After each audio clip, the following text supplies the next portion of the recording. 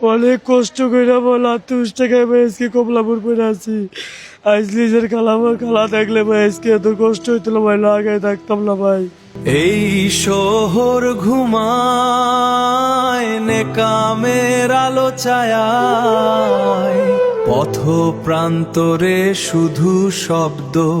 আপনাদের ভাই দুইটা আবদার ভাই, আপনি আমার একটা পানির ব্যবসা দেন ভাই। পানির ব্যবসা করে নিজের জীবন উন্নত করতে চাই ভাই। আমি আর এই কমলাপুরে থাকতে চাই না ভাই, মায়েরও খাইতে চাই না ভাই। আমি নিজের জিদের মাথায় ভাই একটা বাড়ি খাইছি ভাই, কালকে রাইতে খাই কইতেছি না আমি একটা ব্যবসা করে নিজের জীবন উন্নত করবো ভাই। এক জায়গায় থাকবো, খামু দামু, ঘুমামু, এটাই ভাই। ব্যবসা বাণী করবো, নিজের ব্যবসায় মন দিলে ভাই নিজে সবকিছু তারমু ভাই।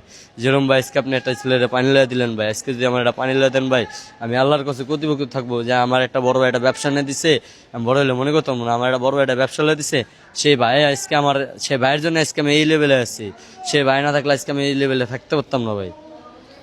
আচ্ছা, এই ছেলেটার আমি যে গল্পটা শুনেছি, আসলে মা মারা যাওয়ার পরে আসলে সে তার খালার কাছে বড় হয়েছে। সেই খালাটাও আজকে এই দুনিয়া থেকে ছেড়ে চলে গিয়েছে। মানে সে বলছে যে আসলে মায়ের আদর কি সে দেখে নাই, সে তার খালার আদর, মানে তার মার বোনের আদরটা পেয়েছে না। বুলের আদর পাইলে কোলে সময় ভাই, কালার আদর পাইছি সব সময়, ভাবতে বেশি কালার আদর বেশি পাইছি ভাই। সেই লোক এবারে চাইনা চলে গেল ভাই। নিজের মার কথা অনেক বলা হয় ভাই, কি করবো, নিজের মার কথা বলালে বুক পেটে যায় ভাই। অনেক কষ্ট করে বল 8 টাকায় ভাই আজকে কমলাপুর পরে আছি। আজ নিজের খালা থাকলে ভাই আজকে এত কষ্ট হইতো না ভাই, লাগাই থাকতাম না ভাই। আজ নিজের খালার দ্বারা তাইকে ভাই কতটা কষ্ট ভাই নিচে যাইলে ভাই। অনেক ভালোবাসে ভাই। ঢাকাতে যদি জায়গা ভাই আমার বাড়ির সামনে গেটের সামনে দেখলে যে আসছি লাই খাওয়া দাওয়া করে লে গোসল দে কত কয়, তারপর এক কইলা, তারপর আবার ভালোবাসে ভাই। অনেক বাড়ি প্রতিবেশী বাড়ির পাশে লোকদের জিগায় আমার ইয়াসিন আইসে কান্না করে, আবার মনে করেন নামাজ কালাম পড়ে আমার লেগে দোয়া করে আমি কোন জায়গায় আছি ভালো থাকি যেন, আমার যেন কোনো কষ্ট না হয়। দেখছেন, এই যে একটা ছেলে তার মায়ের বোন খালার জন্য দু চোখ ভরে কান্না করতেছে। এটা কি জন্য জানেন? এই যে মায়ের আদর পাই নাই, খালার আদর পাইছে, এই জন্য সেই ছেলেটা তার খালার কথা বলে আজকে কান্না করতেছে।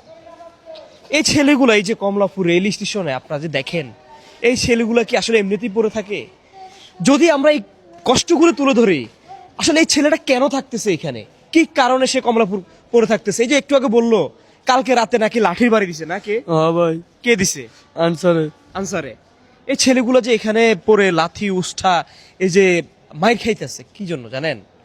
তো থাকার জায়গা নাই, কোথায় যাবে কোথায় থাকবে? আপনি যদি একটা ছেলেকে কাজ দেন, ওই ছেলে থাকে কোথায় এবং মা বাবাকে এই ছাড়া ছেলেকে কাজ দিবেন না। এই ছেলেগুলো তার আইডেন্টিফিকেশন নাই, তার ফ্যামিলি ব্যাকগ্রাউন্ড নাই বলে আজকে এই ছেলেগুলো কাজ পাচ্ছে না কোথাও। এই কমলাপুর রেল স্টেশনে এসে না খেয়ে না দিয়ে এখানে ঘুমাইতে হচ্ছে। চোখের কান্না, মানে ওদের কষ্ট যদি আসলে আমরা শুনি, আসলে বুঝি মন থেকে, আপনারা বুঝবেন আসলে একটা ছেলে কেন পড়ে থাকে এখানে। নিজের খালাতো বোনের দ্বারা থাকলে নিজের খালাতো বোনের দ্বারা আমার রাখতে চাই, কিন্তু আমার দুলো ভাই আমার মায়ের উপরে খেদা দেয়, তুই এবারে থাকবি না, তুই এবারে কি ভাত খা, তুই কি কাম করস, এলে আমার থাকতে দেয় না বাসায় ভাই। আজ নিজে কষ্ট করে আজকে নিজে 8 টাকায় মানুষ ওই খাইতে পারলে খাই, না পারতে পারলে নাই ভাই। এরকম ভাবে আমার জীবনটা চলে ভাই। যাই হোক, এই ছেলেটা একটা ব্যবসা চেয়েছে। এই ছেলেকে আমি বলেছিলাম যে তাকে একটা ব্যবসা দিব, ইনশাআল্লাহ তোমাকে আমি ব্যবসা দিয়ে দিব, যাতে করে তুমি ওই ব্যবসাটা করে স্বাবলম্বী হতে পারো। এবং প্রত্যেকটা মানুষ যখন রুমে যায় ঘুমায়, ফ্যানের নিচে ঘুমায়, কম্বলের নিচে ঘুমায়, তোমাকেও ঠিক এটাকে স্বপ্নকে পুঁজি করে তুমি ব্যবসা করবা, আমি যেটা দিব, ঠিক আছে? এটাকে কাজে লাগিয়ে তুমি যেন আর কমলাপুরে না থাকতে হয়, তুমি যেন একটা রুম নিয়ে থাকতে পারো, এই স্বপ্নকে বাস্তবায়ন করতে হবে। পারবা তো? জি বড় ভাই, ইনশাল্লাহ ইনশাল্লাহ পারবা। ওর জন্য দোয়া করবেন যাতে করে ওকে একটা ব্যবসা দিতে পারি। ছেলেটার থাকার জায়গা নাই, মানে বড় হয়েছে খালার কাছে, সেই খালাটাও নাই, কি করবে? আমরা চেষ্টা করি আমরা যেন এই ছেলেগুলোকে সুন্দর একটা জীবনে ফিরে দিতে পারি। জীবন স্বাবলম্বী করার ক্ষুদ্র এই চেষ্টা আমাদের সবসময় অব্যাহত থাকবে। সবাই ভালো থাকবে, সুস্থ থাকবেন। আল্লাহ হাফেজ, আসসালামু আলাইকুম।